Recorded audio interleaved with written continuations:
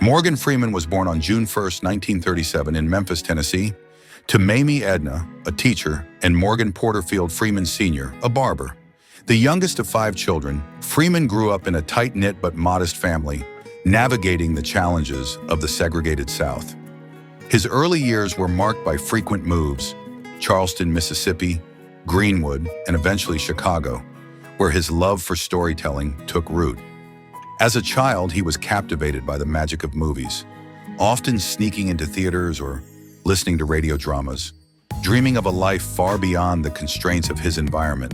His deep, resonant voice, now iconic, was already noticeable in his youth, earning him roles in school plays and local theater productions. Freeman's path to stardom was anything but straightforward.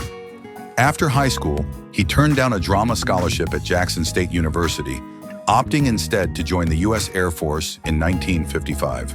Serving as a radar technician for 4 years, he honed a sense of discipline, but found the military unfulfilling, realizing his true calling lay in performance. After leaving the Air Force, Freeman moved to Los Angeles, determined to break into acting. The early 1960s were tough. He took odd jobs, clerk, dancer, anything to pay the bills, while studying acting and auditioning relentlessly.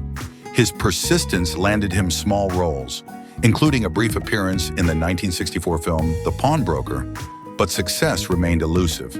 In the 1970s, Freeman found steadier work in theater and television.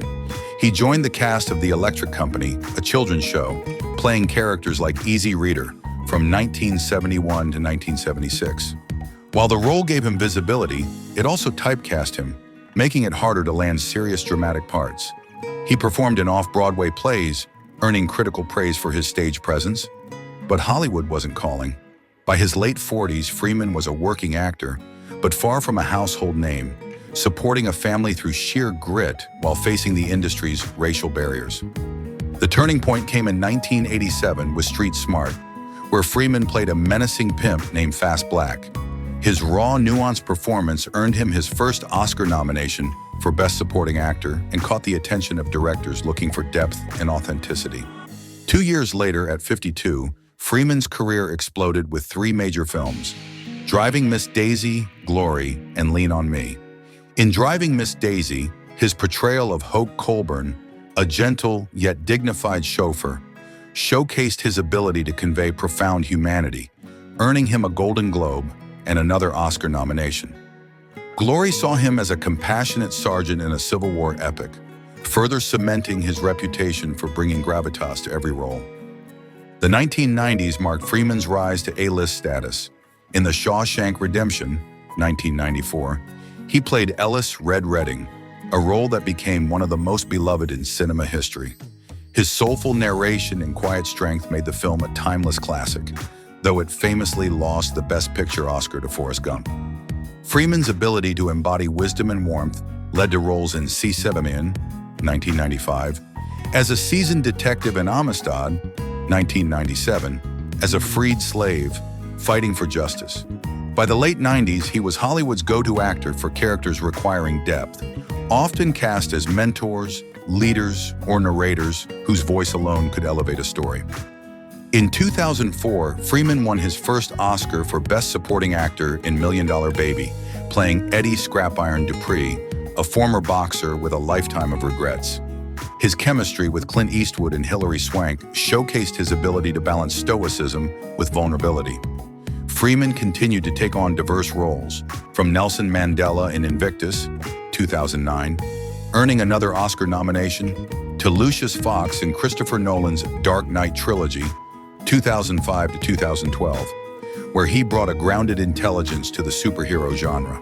His portrayal of Mandela, in particular, required months of studying the leader's mannerisms and accent, a testament to his meticulous approach. Beyond acting, Freeman's voice has become a cultural phenomenon. His narration in films like March of the Penguins, 2005, and War of the Worlds, 2005, is instantly recognizable, often described as the voice of God. He's lent it to documentaries, commercials, and even navigation apps, turning everyday phrases into moments of gravitas.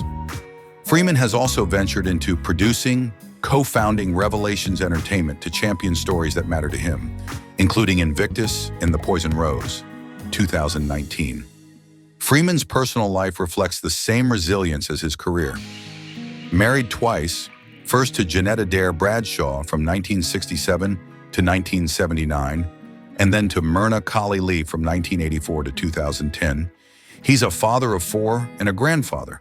He's faced personal tragedies, including the loss of his granddaughter in 2015, yet remains private and grounded.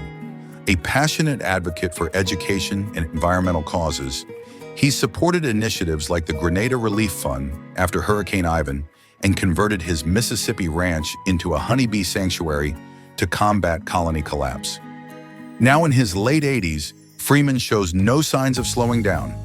Recent projects include The Comeback Trail, 2020, and Vanquish, 2021, proving his versatility across his genres. His approach to acting remains rooted in authenticity. He once said, "I don't get a script and think, how can I make this larger than life? I think, how can I make this real?" That philosophy has earned him over 100 film credits, 5 Oscar nominations, and a legacy as one of Hollywood's most respected figures. Freeman's journey is a masterclass in perseverance. From a kid in Memphis sneaking into movie theaters to a global icon whose voice defines trust and wisdom, he's navigated an industry that wasn't always kind to Black actors.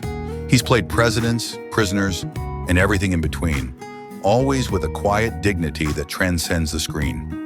Whether he's narrating the human condition or embodying it, Morgan Freeman's story is one of talent meeting tenacity, proving that greatness can come at any age, against any odds.